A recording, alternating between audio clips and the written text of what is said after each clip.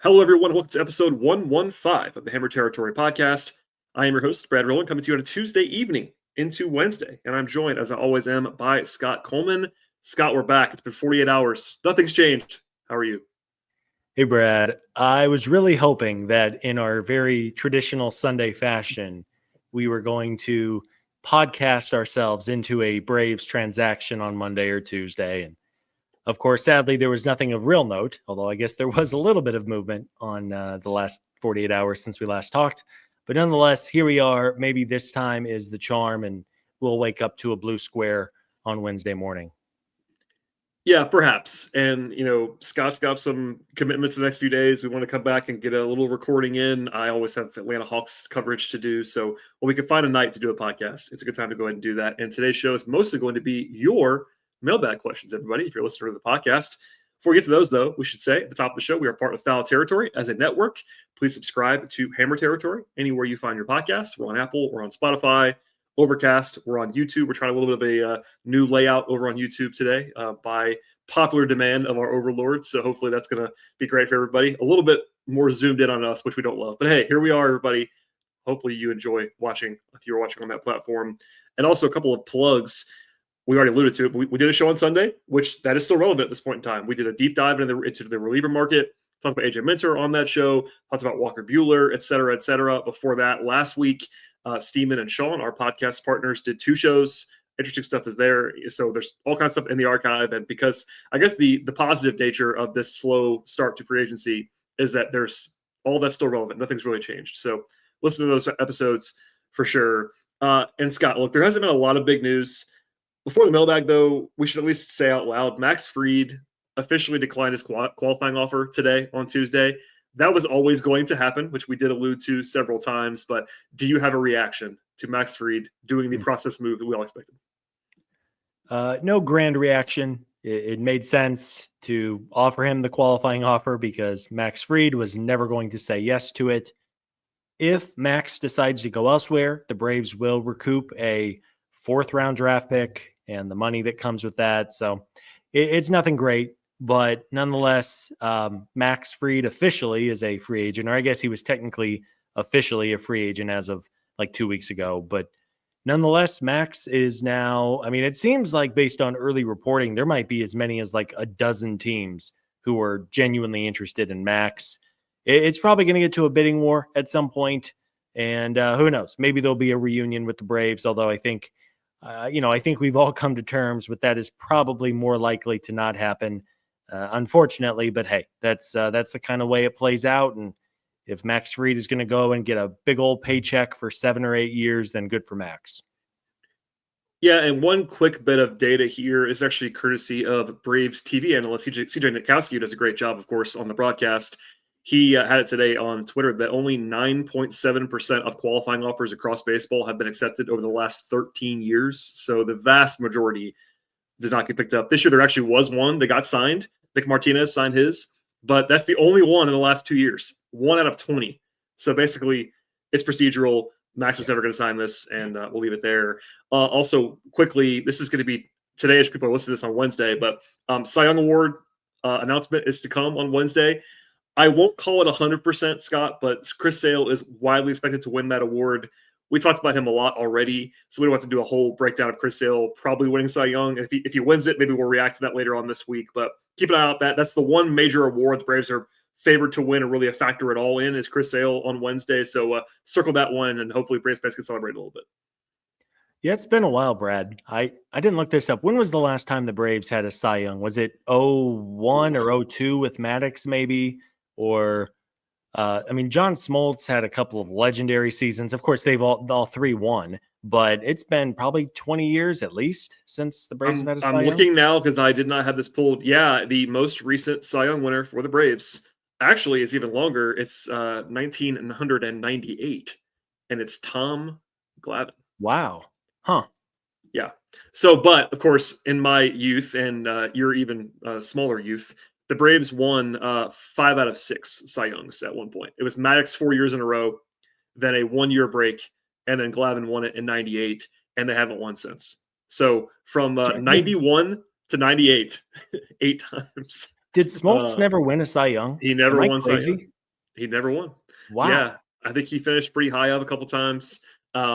Even Millwood was like in the mix at one point for a Cy Young. But yeah, I'm looking at this now just to make sure I'm not crazy. This is MLB.com. Yeah, it was literally the Braves won 6 out of 8, and then and the only one that did not win in that sample size besides Pedro. Oh, I'm lying. Maddox Smoltz won. I'm a moron. I'm just missing it. 1996.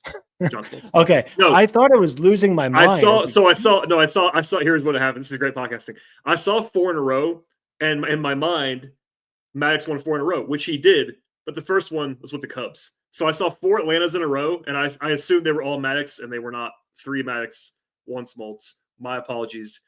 Listen, we're just going live on the podcast. It's the off season for everyone, Brad. We're batting 100. I was not prepared. But anyway, yeah, still 98 for Glavine, the most recent time. So it's been a long time. Again, Sale's probably going to win. The betting market agrees with that. I have not seen a single prognosticator say that he won't win. There was a late push for Zach Wheeler, mostly from Philly fans, it felt like. And I think he'll finish second, as he probably should. He had a great year. But Chris Sale should win, and I think he will. Yeah. So, yeah, incredible season for Chris. And, I mean, for the price of Vaughn Grissom and, money. Braves paid, I think, $500,000 cash out of their own pocket for Chris Sale this past season. That is unbelievable. And hell, Chris Sale, I'm knocking on every piece of wood here. Chris Sale could not make another start for the Braves, and they're already coming out well ahead on that trade, I think. And by all accounts, the Braves should have Sale for at least 2 more years under contract control, and hopefully even longer than that. He becomes the new Charlie Morton and pitches into his 40s. Got to get Charlie into the podcast somehow, some way, and we did it on this Tuesday evening. All right, that's it for the news. Let us dive in now, Scott, to your mailbag questions on this podcast. If you're listening, by the way, if you want to send questions in, whether we ask for them or not, we'll always take them. Scott put out a call today on Twitter. A lot of responses, which was great. We love that. But people, please send them in all the time. I have a running tally that I keep, even if they're not specifically for the podcast, just to fuel us a little bit on topics, etc. So always send them in. You can find us at Hammer Territory on all social media platforms, from Facebook and Instagram to, of course, Twitter. First question, though, comes from Wayne, who says, I listened to your show about free agent pitchers, and I went and found the MLB Trade Rumors top 50. My question is that, assuming you are forced, and he uses that word in particular, you are forced to pay exactly what they project for a player, which of the top 10 in their rankings would you choose to sign? And then he actually sort of elaborates here, and he says, I thought about saying the top 20, but I did not want to allow you guys to say Nathan Eovaldi, and he's number 17 on the list. That would have been a cheat code for us. Thanks for listening, Wayne. That's a very that means you listened to the last show, because we obviously like Eovaldi at the price that he's listed at, but he's not available for you, Scott. I did the liberty of going through the top 10 and eliminating 3 guys. Maybe you disagree with this, but I think just for the Braves positionally, I crossed off Alex Bregman, Pete Alonso, and Christian Walker. Maybe you disagree, Scott. Maybe you're a hot take here is going to be sign Alex Bregman to play some other position other than third base, but I doubt it. Did you see that Scott Boras, I think friend of the network, Ken Rosenthal, opined that Alex Bregman is going to be looking for 11 years and $350 million. I think your response was the appropriate one on Twitter, in which you said, I too would like that much money. However you said that, he's not going to get that much money, I don't think. From from Houston, but nobody else. I'm not greedy, Brad. I'd be willing to share our 11-year, $350 million podcast deal. I'd happily share it with the fellas. I can find me a nice beach house somewhere and disappear for $350. But yes, I do agree. Bregman, Alonso, Walker, just not fits for how the Braves are set up. Yeah, those guys are reasonably in the top 10, just not for the Braves. So that leaves us, and I'm going to do this in descending order. Just the player system. These are not my picks. We'll talk this out, Scott. Juan Soto, 13 years and $600 million is the number in question here. Corbin Burns, 7 years at $200 million. Blake Snell, 5 for $160. Willy Adames, 6 for $160. Max Fried, old pal, 6 for $156. Jack Flaherty, 5 for $115. Anthony Santander, 4 for $80, or Sean Manaea, 3 for $60. I will give you first crack at this, Scott. Which one of those, if you were forced to pick one for the Braves to sign exactly this contract, would you choose? So it's a great question from Wayne. And again, thanks to everybody who's sending questions. We're going to try to get to as many as we can tonight. If not tonight, we'll do another show. It is a long off season. Yes. Of that group, I mean, okay, my answer, if I could wave my wand and add any of those players to the Atlanta Braves, it would be Juan Soto. The contract is just insane, and it's never going to happen. So, but Juan Soto in the middle of this lineup would be nuts. I almost edited Wayne's question to remove Juan Soto from the mix because it's kind of like a cheat code answer. And look, Sure. There's a whole debate that we won't do now about whether that would be a good contract or not. Because like there is obviously we agree Juan Soto would be awesome. He's an awesome player. There is a genuine debate about whether that would be a good idea to do as a franchise that does have spending limits of some kind to sign him for 13 seasons. And somebody probably will do that. But I think we agree if you're picking one player, certainly he's the answer. It's just a lot of money. But anyway, let's just remove him, put him to the side a little bit too for the rest of the question. Yeah, I will take of this group, and there's a couple here for me that are real contenders. I would take Willy Adames for a couple of reasons. I think the 6-year, $160 million projection from MLB Trade Rumors is probably a little light. I'm going to guess that Adames gets 7 years and maybe even close to $200 million. Man, he just checks so many boxes for this team. A franchise shortstop, no signs of slowing down. He's not that old, so you'd be getting Adames for his age 29 to 34 seasons over this 6-year deal. And I mean, the real one question with Adames, and he's even admitted that he might be willing to move to third base in the right deal, but Adames' defense is nothing to write home about. But at the same time, if Willy Adames was a Gold Glover, like a legitimate Gold Glover, he'd be looking at like a 10-year, $300 million deal. Well, yeah, he'd be getting Corey Seager money basically if he was a defender like that, or Francisco Lindor or Trey Turner that winter where all the shortstops got paid big money. So again, interesting question. I would have very happily take Willy Adames, 6 years, $160 million. It sounds like the Braves might be interested in Adames. There was a report from John Morosi that Atlanta is interested, although about half of the league was reportedly interested. So take that with a grain of salt. But for my money, Willy Adames would probably be my number one pick of this group. Yeah, and honestly, for the sake of podcasting, I will choose someone else, but I think that would be my answer too, for true serum purposes. I think I go with Adames close. I think the number 2 guy on my list would probably be Max Fried, honestly. Part of that maybe is nostalgia and the fact that he's an internal candidate. The Braves know him. He's been good for a long time. Also, the AAV is lower for Max at 6 for 156 is the projection than it is for, let's just say, Blake Snell. It's basically the same. It's actually a little bit cheaper overall than Blake Snell in 1 year, longer. So it's a way cheaper AAV than Snell. Burns is a better pitcher than Max, I think, but Burns is an extra 1 year and $44 million, which I don't want any part of if I can help it. And I think we said even on our pitching preview show, Flaherty is cheaper than Fried, but I think the gap between Flaherty and Fried is big enough where I would rather just have Max, especially given the connection. So I'll take Max just for the purposes of the podcast. And that's a reasonable answer. I think that's a deal that I'll ask you this, Scott. If the Braves sign Max today to that contract, I think we would not say it was a grand slam value, but I wouldn't criticize it. I think that would be a reasonable investment in Max Fried. Again, it would, in my opinion, not a grand slam investment, not one of those like, man, sound the alarm, this is an absolute heist for Alex Anthopoulos. He did it again kind of contracts, but one where I'd be like, all right, let's go do this. Let's go do this again, Max. Do you kind of share that view with me?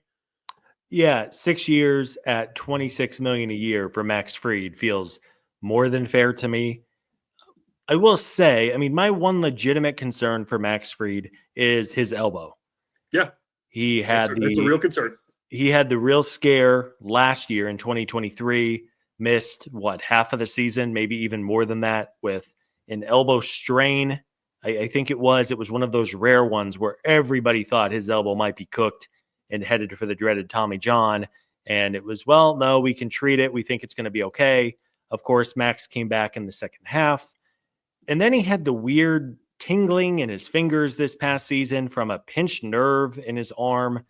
Maybe that was fluky, but nonetheless, there is a history here of enough elbow and arm problems with Max that I'd be a little nervous just giving 6 years to a guy Yeah. who's going to be on the wrong side of 30. But again, man, that's free agency. I think you said on the show the other night, other than your unicorns like Juan Soto, who are unbelievably good and also debut at age 20 or 21, and also don't sign one of these very much in trend long-term deals with their teams the way that Bobby Witt Jr. just did, the way that Acuna did. It's pretty rare to find free agent talent who's, in their mid or late 20s. So no matter who you sign for a big deal, you're going to have to pay for their 30s. It's not a guarantee that Max is going to fall off a cliff by any means, but I am curious if his medical history is going to scare some teams off or at least give them just a little bit of pause before they say, yes, we'll go that extra year, or yes, we'll give you that extra $25 million that might be needed in order to seal a deal. We totally agree there, and that's part of the reason why I would lean to Adames to answer the question myself, like just to agree with you. And also, look, there's something in the back of my brain that always says position players are safer than pitchers. They just are. Yep. And also, they play more. I mean, that's the thing. Like, obviously, pitchers at the high end can be as valuable as position players. I'm not saying otherwise. Chris Sale was as valuable as most position players were this year, but Willy Adames every single day, the upgrade there on what the Braves have had at shortstop, et cetera, et cetera. I think that I would go that direction, even acknowledging that Max might be better at what Max does than Willy Adames is at what he does when they're both healthy. It's just that the value proposition leans a little bit toward the shortstop, especially for a deal that is, the same amount of years for a guy who's younger. Actually, Adames is younger than Max, so I lean that way too, but Max is the runner-up, both for performance because he's really good. He's still really good, but we agree on the questions about Max. Yeah. All right, let's get to a question from Stuart, and this is relevant to the discussion we had 48 hours ago, actually, about relief pitchers. So the question is, if you knew that AJ Minter was 100% healthy, which again is a huge thing that we do not know, that's why he's asking the question. If you knew he was 100% healthy right now, what contract would be reasonable for him to sign? Is he closer to Tanner Scott or someone like Blake Trinan or Clay Holmes or worse? So again, listen to that show for more on this, but we did not really give a projection. I listened to this, make sure we weren't repeating ourselves on what AJ actually might get if he was healthy. We did kind of talk about him in that way, but basically in the projections, Tanner Scott's in his own tier. It's like 4-year deals for 15-ish million a year. That's a lot of money for a reliever. And then there's a big step down to like the 2 or 3 year, $10 or $11 million AAV for Trinan or Holmes or Carlos Estevez. Other than maybe Jeff Hoffman, who's kind of a hybrid guy, there is a gap there. So where do you think AJ stacks up? Again, this is a world that we do not live in because there is uncertainty no matter what about AJ's health. But if none of that existed, where would he be in the hierarchy? Yeah, it's a good question. I would say if the hip issue was never a thing, like say no surgery for Max, for AJ, I would say like 3 years, $45 million or so feels. Which is right in the middle of Scott and the next tier. Like basically that would make him the second reliever on the market right now, essentially, yes. based on the projection that we've seen so far. Right. Elite left-handed reliever, maybe not like top of the line, has never really been a closer, or at least hasn't been a full-time closer in 4 or 5 years now, but very good. With the hip, I'm going to guess that AJ gets like a 2-year, $18 million deal. Where are you at, Brad? I feel like a 1-year deal is on the table. Yeah. If the medicals are really clean, he may be able to still get like a 3-year deal with the idea that he will only get healthier as time passes. I don't know. Where are you at? Yeah, I think if you're AJ and you can get a 3-year deal, you probably got to take it based on his career earnings to this point. And we did talk about it a little bit on Sunday. We agree on the 100% healthy hypothetical where I think he would get, 3 years, 35 to 45 million, something like that total. A lot of money. I think this winter, there is so much uncertainty that's hard to guess. I think that anything between like a 1-year, $7 million deal and a 2-year, $20 million deal, that's a big range, but that's very much where the range is. I'd be a little bit surprised if he got a 3-year deal for big money, but it only takes one team. I mean, it won't be the Braves, I don't think. I'd be pretty surprised if the Braves gave him a 3-year deal right now.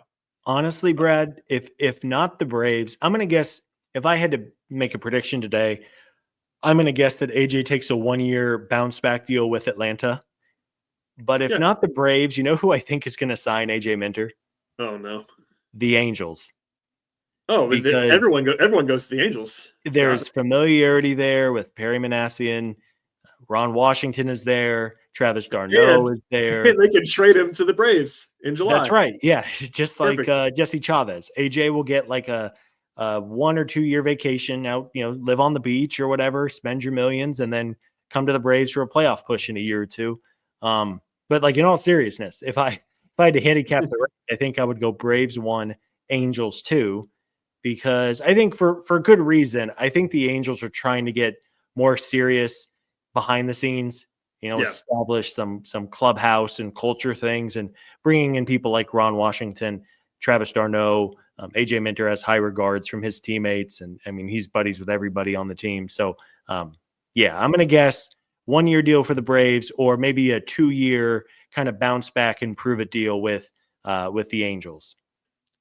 That sounds reasonable to me. And the one thing that he does have going for him is that after Scott and maybe Holmes, all the other guys who are good relievers basically are old, like 37, 38 years old. And AJ just turned 31. So, Yeah. like, there is a little bit of runway for him, even though he's got a lot of miles on the arm. I think we're on the same page there. If you made me pick one team for him to sign with, it's still probably Atlanta. But I do wish, for his sake and for ours, honestly, it'd be interesting if he was 100% healthy. We just don't have that world. But it's a good question. I'm glad we can answer it and give a little bit more context on AJ. Question from Clifton, who says, if the rosters across baseball were frozen and nothing else was allowed to happen at all in free agency or trade for any team, how good would the Braves be in 2025? So basically, there's a lot of free agents right now. This is a world with no Juan Soto playing baseball this year. In this world that he's picking up, the free agents just don't play, basically. So it's like, all right, which team is the best? How does it stack up? I'll throw it to you first, but I will just say this. The Braves have a lot of talent on their roster compared to some team. I did a little bit of looking ahead on this one, not a ton, but a little bit. And I will say I was a little bit not shocked, but mildly surprised how good I felt about the Braves compared to the rest of the league through this exercise. Yeah, I mean, I think we almost take for granted how many legitimate stars are on this baseball team. I mean, Yeah. I remember the conversation we had about Michael Harris at some point, where for maybe a third of the teams in baseball, Michael Harris would be like the guy, like Yeah. the player on all of the team's promotional materials, the guy on all the posters outside the stadium, the guy in the Twitter header photo or whatever it's called. Like, and Michael Harris is like the 5th or 6th best player on this roster is currently constructed. And that's with nothing of any moves in this hypothetical scenario. The Braves are loaded. Matt Olson, Austin Riley. They might have a otherworldly superstar coming back in Ronald Acuna Jr. They might also have another superstar coming back in Spencer Strider. Of course, we will have to wait and see just how healthy and how effective those guys are come 2025. But really, for me to answer the question, how many wins? I mean, it's it's an Yeah. imperfect science. That's hard. Yeah. Probably somewhere in like the 85, 88, 90 win range. It's really the starting rotation where they would feel it without Max Fried and without Charlie Morton or replacements for those two. But Yeah. I mean, again, man, this team, even without making any moves, and of course they're going to make moves, but even without a move, this roster is quite good. And it's a fun exercise in what kind of core do you have with your team right now. And then hopefully over the next 3 or 4 months, Alex Anthopoulos can really pour some fuel onto the fire and really blow this up into a 100-win team and a legitimate World Series contender as long as the health cooperates. Yeah, I think that would, not to go crazy deep on this hypothetical, but I think I'd have them for 90 plus wins just because of like taking stock of the rest of the league. Like, other than the Dodgers, and they are the reigning champions, and they're of course incredibly loaded. That's not a big surprise. The Braves probably have the second best lineup in baseball without adding anybody to it, because look, they're not losing anyone. I know they had a terrible year this last year. We've covered that ad nauseum. It'll come up again, I promise you, 100 times. But everyone that was in the projected opening day lineup for the Braves last year is still on the team. So wow, you don't, yeah, you know, I mean, I was thinking about it that way, but like you're losing Jorge Soler, but he was a midseason acquisition. Nothing else has changed. You still have Sean Murphy, bounce back candidate, but you got Olsen, you got Albies, you got Riley, you got Harris. Ronnie wouldn't be an opening day lineup, but will be back sooner rather than later. You got Ozuna still. Like, there's some weaknesses on the roster, but the lineup's there. And even the rotation, we agree there's some uncertainty there, but they're not in the worst shape. In fact, I pulled this. Fangraphs has their depth chart projections up right now. The Braves are third in baseball with their current rotation. wow, Now, part of that is that they're projecting about 2/3 of the season from Strider. So, like, he's going to be really good if that's the case in a projection system, along with Sale and Schwellenbach and Lopez. That's 4 starters. They're giving them Griffin Canning. I don't know if I'd do that, but, right now today, if you weren't allowed to add anybody else, he's on your team, so he'd probably be your 5th starter. So anyway, this is we don't have to keep going on this too far down. I did find this funny though, as a bridge to our last question that we'll probably hit on today's podcast. There were 2 weaknesses in the projections at Fangraphs, and they are very raw, down and dirty. I know that Meg Rowley and people over there would just say this. It's obviously very early on this, but the Braves are in the bottom 5 in baseball right now at, wait for it, Scott, shortstop and left field. Shocking. what? I know. Huge revelation here. In fact, all right, question about this to sign off the podcast. Comes from Nick. Shouts to Nick for the question. And it's a pretty simple one, but it's one that we haven't really answered directly, I don't think, yet this winter.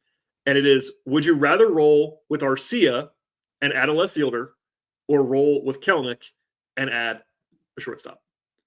And it's one that I think we've all talked about this. Braves fans talk about this all the time. Obviously, the real answer is hopefully you fix both. But in the next question, it's like, all right, you can only do one. I'll let you go first, Scott. It's not an easy one by any means. It's a very complicated question based on market dynamics, who's available, all those things might come into play here too. But what do you think? It's a great question. And I think it's worth, I'm going to hedge this just a smidge. I think they have to add an outfielder regardless, because they just don't know what Acuna's knee is going to be like. But for the sake of the question, it's a really good one. Man, it's harder to address shortstop than it is left field, obviously. You can probably make a case shortstop is the most premium position on a baseball field, and there's just not that many options for the Braves. But if you had an opportunity, and if the Braves might have a legitimate opportunity this winter to add an impact above average to star level shortstop to replace Orlando Arcia, you make him your backup utility guy, and you add a legitimate 3 to 6 WAR shortstop into the middle of your lineup, I think you have to do it. It's such an important position. Arcia has shown nothing the last 18 months to suggest that he's suddenly going to hit again. And he was so bad. And to his credit, he does play a perfectly fine defense at shortstop. That's the one thing I think maybe the biggest argument against it is you could pick left field and just roll with Arcia, bat him ninth, lineup should be better, all of that. But for me, if the Braves have a world where they can significantly improve shortstop, I would take that option. And then you just kind of piece together your outfield and hope that Acuna is healthy, because frankly, if Acuna is not healthy, you have bigger problems than who's your number 3 outfielder. Yeah, we didn't consult on this. Of course, we had the same opinion to some degree here, and it's because of the positional value and also just how easy it is to fix the outfield in theory. We've seen Alex do it multiple times. It doesn't always work perfectly, but 2021, they did it on the fly, and it was an absolute grand slam. Last year, a little bit less so, but Soler still hit, et cetera, et cetera. And I am of the mind that, shortstop is not – it's a lot harder to fill, but it's more important to fill, if that makes sense. So if you're just saying – in this hypothetical, he doesn't talk about how you do it, but if you want to just use Willy Adames as an example or whatever, like if you're just saying, all right, we're allowed to just go grab a shortstop and go and do that, then I think you do that, a real shortstop. The argument against that would be and I think I believe this to some degree, is that if you could add a high-level outfielder, you have Kelnick for super cheap as your fourth outfielder, right? Um, and while I agree with you on the pitch for Orlando Arcia being his glove, I think that Braves fans tend to overrate Orlando Arcia's glove. I think he's not Andrelton Simmons. Like, I he's agree not. with you. I will get into arguments with people on Twitter, which is my first mistake. But Of like course. people act like he's Ozzie Smith or Andrelton Simmons, and And he's he's fine. not. Yeah. He's fine, but he's not that. Yeah, and that's, I mean, the ideal of Orlando Arcia. We've done this before, but there have been stretches where he's hit at a league average level while also playing good defense, and that's a good player. It is. But last year he was effectively a worse glove Nicky Lopez. That's a Wow. but you know what I mean? Like, Nicky Lopez Yeah. is a better Yeah. was a better defender than Orlando Arcia. The argument there is that he just couldn't hit. But last year, Arcia just couldn't hit as well. So I'm not saying that he has to be that bad on offense. He doesn't. I think there is a world where Orlando could post a 90 WRC plus next year. That isn't a good hitter, but that would be a step above where he was this year. And that player is playable. Like, there is a Sure. level where Arcia can be a perfectly fine starting shortstop, bat ninth, if he just hits a little. But last year he didn't hit a little. He hit none. So we agree on the answer. I am open to the other side, and that I think that using the Braves for, and look, I think Snit would be more careful than this, but the framing on Orlando has kind of always been catch the ball, Orlando. We'll figure out the rest. You could do that with somebody else. You know what I mean? Like, it doesn't have to be Orlando. You could do that with another guy somewhere else who's more anonymous or whatever. But yeah, I think this offseason is very interesting because there is a guy in Adames, and we don't know if the Braves love him enough to pay him what he's going to cost. We just don't know the answer to that. But even if it's Hassan Kim, like, I would probably just rather get Hassan Kim if he's reasonably healthy and figure out the outfield than get the $15 million left fielder and have to figure out shortstop again, personally. Yeah. Which is the answer. And we're trying to stay true to the question, and I think folks know there's obviously a million ways the Braves could go here. There's a lot of nuance here that you can't do in this question, which is why it's a tricky question in some degree. But it's a great question because, frankly, between shortstop, outfield, starting rotation, now you need at least one impact reliever. You might need a backup catcher as well. I mean, the Braves have a pretty busy shopping list, and between money and prospects, the Braves might not be able to address all of those in this one winter. And as we kind of said a little while ago, you can probably survive with one position in your lineup not hitting a ton, especially if the other position has been upgraded with a legitimate bat. And that was the whole plan for this past season, was that everybody was going to hit. And frankly, it was the plan in 2023, and the Braves put up a historic offense. But you just, for many reasons, I think they have to make a significant upgrade to at least one of these positions. And hey, if they can do it where maybe they trade for a cheaper, younger player at one and then pay money for another at the other position, then that's probably best case scenario. But again, a lot of things to get to this winter, but a great question. I think you can make a strong argument either way. Yeah, and we led this podcast with the question about adding one of the top free agents and who we choose. There's another version of that like, okay, let's just ignore money for a second, which you can't do. But if you ignored money and you took Soto off the board because he becomes the answer very obviously there's an argument that while I think Corbin Burns is better than Willy Adames at baseball, the Braves might be better adding Willy Adames than they would be Corbin Burns. There's an argument for that because position player versus pitcher, et cetera, et cetera. That maybe that's one we'll answer another time. It's like, all right, now we answered about the contracts. Now throughout the contracts, pick a free agent and add them to the roster. Non-one Soto division, who would you choose? And I think then your argument then becomes basically Corbin Burns or whichever starting pitcher, but I think he's probably the guy versus Willy Adames. I think because there's not an outfielder other than Soto that's as good as Willy Adames. I don't think on the market. And that's interesting. And that kind of tells you shortstop is an interesting priority. And the debate has already been raging for weeks. I know, I'm sure you've seen it too on social media from Braves fans. Like, about Willy Adames and what do you want to pay him. And I'm not like absolutely falling in love with Willy Adames. Like I have to have him on my roster, like, but he's a really good player. So Oh yeah. that could be a swing skill Really? here too. And we'll see. Yeah. Yeah. Hey, you know what? We've said it a few times, but it should be a really interesting and important offseason for this front office because there are a lot of holes.